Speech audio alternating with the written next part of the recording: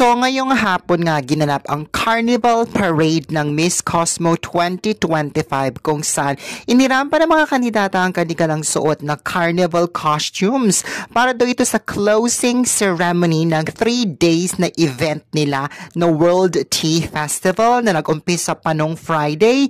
Matatanda na hinati sa dalawang batch ang mga candidates, 74 delegates, kung saan nung isang araw at kagabi ay rumampa ang mga kandidata suot ang kanilang traditional costumes. Kung saan suot nga ni Chelsea Fernandez ang kanyang traditional costume ng Sultan Kudarat.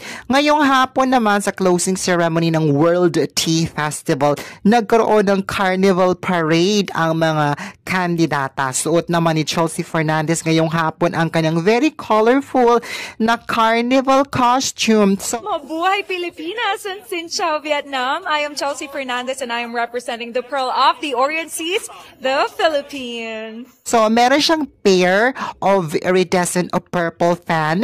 Tapos, meron siyang parang corset na outfit in color gold. Merong colorful na accents. Very colorful. Ang ganda. Meron din siyang matching neck piece at saka headpiece. Ganoon din sa sleeves at sa boots. Pasabog. In fairness, maganda ang costume niya. Of course, I'm very much excited about it. I cannot wait to go there and show what is my outfit all about. Perfect. Swak na swak sa parade nila. It's colorful, it's vibrant, it looks fun. Ang nakakaloka kasi pinaglakad lang silang lahat sa kalye dahil tirik na tirik ang araw.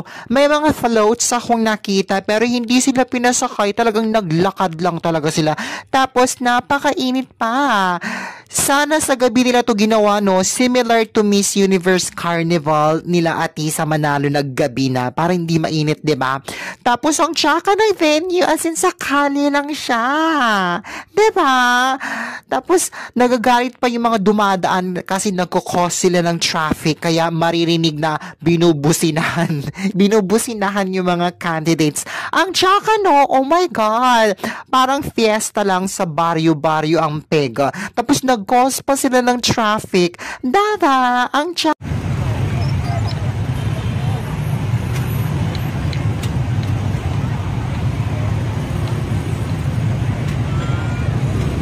wala pa rin talaga tatalo sa Miss Grand International ni Nawat Itzar Grisel na napaka-organized ng bawat events. Diba? Okay naman yung costumes ni Chelsea dito. Kinabog niya ang costume ng transgender na si Thailand. Ganda. Yung costume lang ni Chelsea Fernandez dito ang maganda. Pero yung event nila na to, capital C-H-A-K-A as in Chaka. In-expect ko pa naman pasabog Carnival Parade. Yung pala, pinaglakad lang sila sa kalye tapos nag-cause pa sila ng traffic. Like, te, ano ba? Seryoso ba to?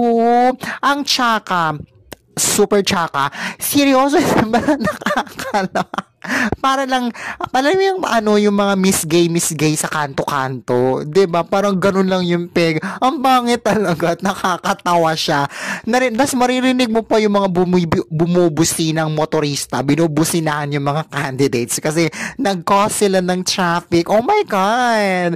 Anyway, as of today naman, as of 7:30 PM ng gabi today or tonight, number 1 pa din si Chelsea Fernandez sa online votings dahil umakyat na sa more than 3.2 million votes ang nakuha niya. Now, if she manages to maintain the number 1 spot until the end of the votings, this will secure her spot in the top 10 on finals.